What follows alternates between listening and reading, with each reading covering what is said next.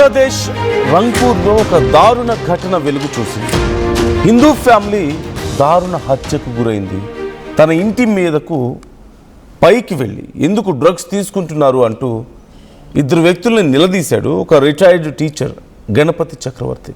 దీంతో గణపతితో పాటు ఆయన భార్య, కూతురు, కొడుకుని కూడా అత్యంత దారుణంగా హత్య చేశారు.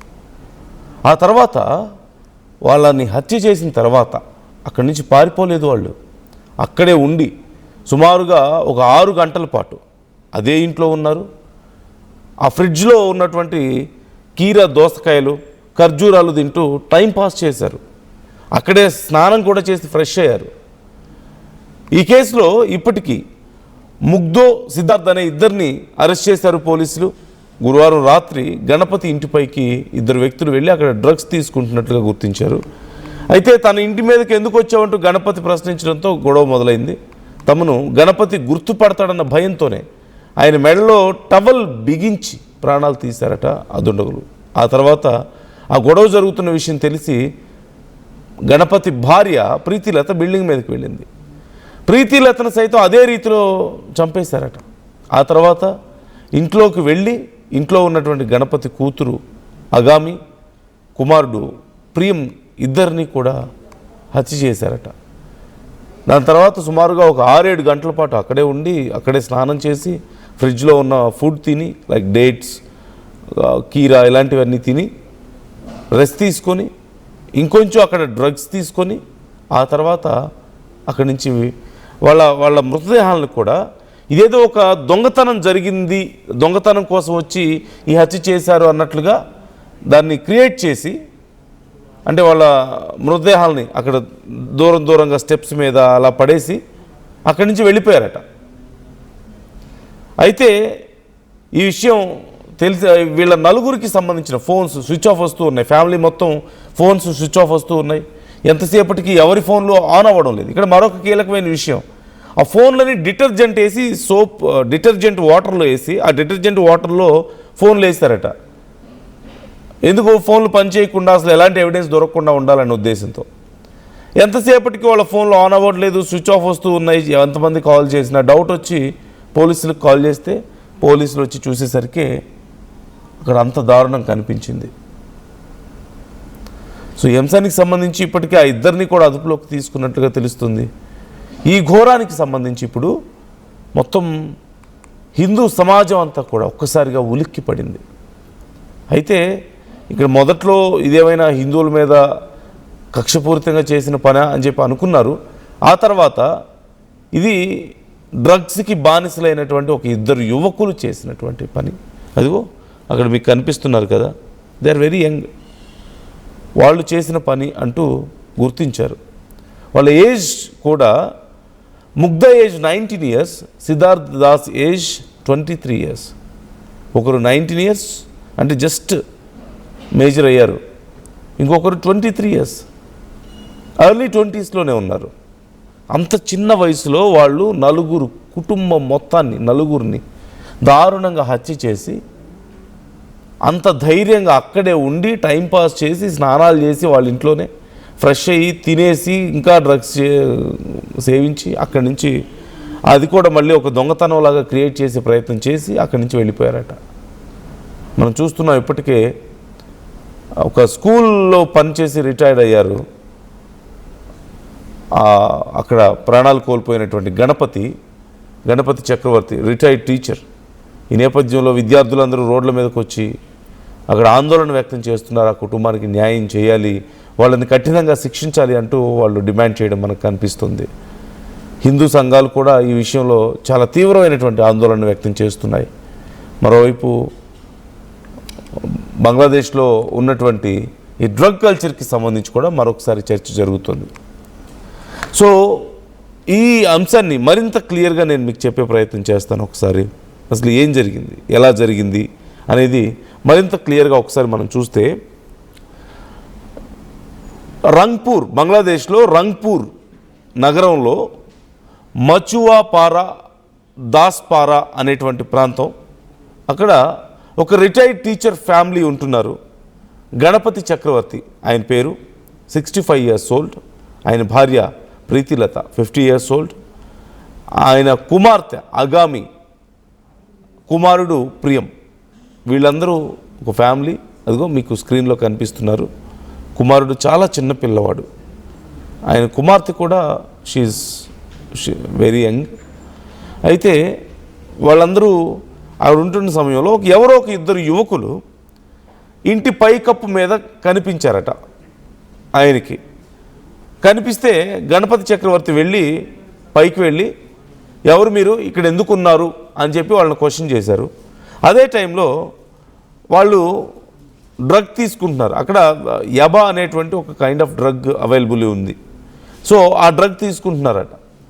అదే ఆయన గుర్తించాడు. గుర్తించి మీకు ఎంత ధైర్యం ఉంటే మా ఇంటి మీదకి వస్తారు, ఇక్కడ ఎందుకు వచ్చారు అసలు, ఇక్కడి నుంచి వెళ్ళిపోండి, ఇక్కడ అసలు డ్రగ్స్ తీసుకుంటారా మీరు, నేను కంప్లైంట్ చేస్తాను అని చెప్పి వాళ్ళ మీద సీరియస్ అయ్యాడు.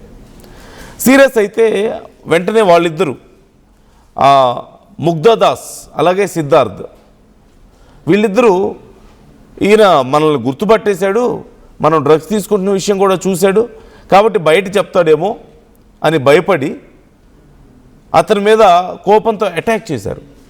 అతని మెడలో ఒక టవల్ గట్టిగా బిగించి అతనికి ఊపిరాడకుండా చేసి అక్కడే అతని ప్రాణాలు తీశారు. పైన ఏదో అలికిడైనట్లుంది ఇంటి మీద అని చెప్పేసి డౌట్ వచ్చి అక్కడికి ఆయన భార్య కూడా వెళ్ళారు, ప్రీతిలత. తను కూడా వెళ్ళి ఏం జరిగింది అని చూసేలోపు తన భర్తని అలా టవల్తో గొంతు బిగించి ప్రాణాలు తీశారు అనేది చూసి ఒక్కసారిగా షాక్ అయిపోయారు. గట్టిగా అరిచే ప్రయత్నం చేస్తే వెంటనే ఆవిడ మీద కూడా అటాక్ చేసి ఆవిడ గొంతుకు కూడా టవల్ని బిగించి ఆవిడ ప్రాణాలు కూడా తీశారు. ఇక అక్కడి నుంచి వీళ్ళిద్దరిని మనం చంపేశాం, ఇక ఇంట్లో ఇంకెవరు ఉన్నారేమో, వాళ్ళు మళ్ళీ ఏం జరిగింది ఏంటి అనేది గమనిస్తారు అని చెప్పి ఇంట్లోకి వెళ్ళారు. అక్కడ వాళ్ళ డాటర్ అండ్ సన్ కనిపించారు, అగామి అలాగే ప్రియం ఇద్దరు. వాళ్ళ డాటర్ టీనేజ్లో ఉన్నారు, వాళ్ళ సన్ ఇంకా చిన్న పిల్లవాడు పాపం. అదిగో మీకు స్క్రీన్లో చూడండి ఎంత చిన్న పిల్లవాడు. వాళ్ళు కనిపించారు. వెంటనే వాళ్ళ మీద కూడా చాలా దారుణంగా అటాక్ చేసి వాళ్ళిద్దరినీ కూడా చంపేశారు అక్కడే.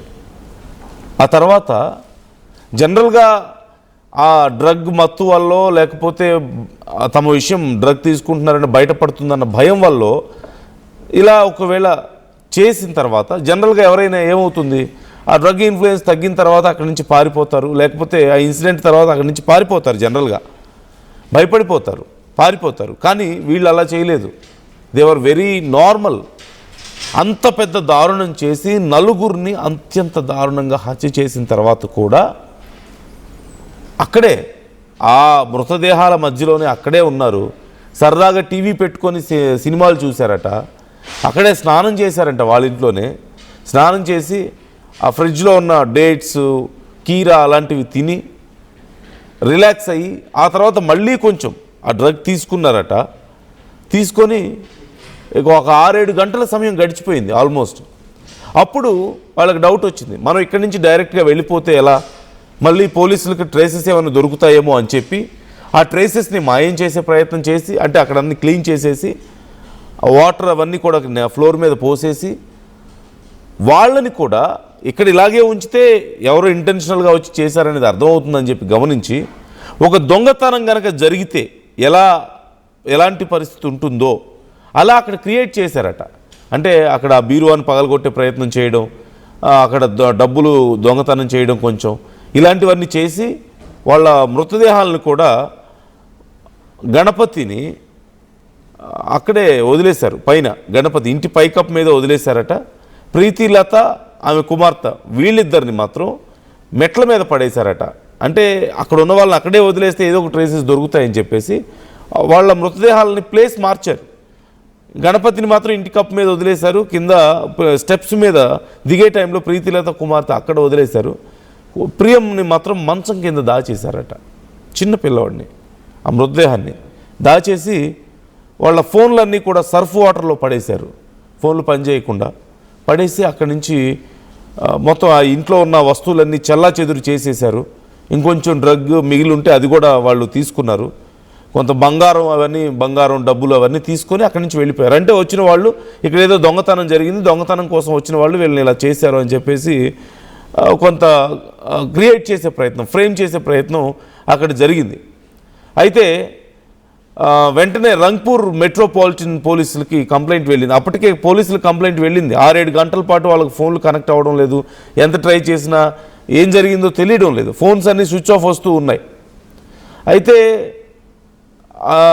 ఈ నేపథ్యంలో కంప్లైంట్ వెళ్ళింది పోలీసులకి, ఫోన్ స్విచ్ ఆఫ్ వస్తుంది, ఏదో జరిగింది ఇక్కడ మొత్తానికి అని చెప్పేసి కంప్లైంట్ వెళ్ళింది. రంగ్పూర్ మెట్రోపాలిటన్ పోలీసులు, డిటెక్టివ్ బ్రాంచ్, అలాగే సిఐడి వీళ్ళందరూ కలిసి ఇప్పుడు దీని మీద దర్యాప్తు చేశారు. ఆ ముగ్ధదాస్, సిద్ధార్థ్ దాస్ ఇద్దరిని కూడా ఇప్పటికీ అదుపులోకి తీసుకున్నారు. వాళ్ళ కోసం వెతికారు, చాలా ఈజీగానే పట్టుకున్నారు.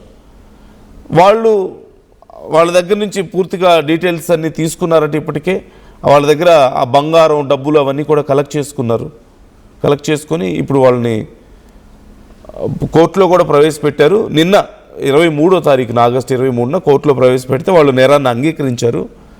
సో ఇప్పటికే వాళ్ళ మీద ప్రొసీడింగ్స్ మొదలైపోయాయి.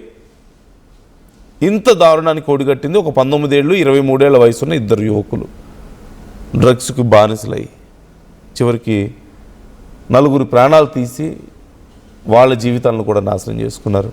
ఇప్పుడు మొత్తం బంగ్లాదేశ్ వ్యాప్తంగా ఈ అంశం చాలా పెద్ద చర్చను లేవనెత్తింది. అక్కడ వైలెన్స్కి సంబంధించి, డ్రగ్ కల్చర్కి సంబంధించి ఇలా మీ అభిప్రాయాలు ఏంటి? మొత్తం స్టోరీ విన్న తర్వాత మీకేమనిపిస్తుంది? మొదట్లో ఇది హిందూ కుటుంబాల మీద జరిగిన దాడి అనుకున్నారు, తర్వాత దొంగతనం లాగే ముందు అక్కడ విచారణ మొదలుపెట్టారు. ఆ తర్వాత నెమ్మదిగా కొద్దిగా క్లూస్ అన్ని గ్యాదర్ చేస్తే అసలు విషయం బయటపడింది, ఇది ఇలా జరిగింది మొత్తం స్టోరీ అని చెప్పేసి. సో వ్యూస్, మీ ఒపీనియన్స్ ఎలా ఉన్నాయి ఈ అంశానికి సంబంధించి కామెంట్ చేయండి.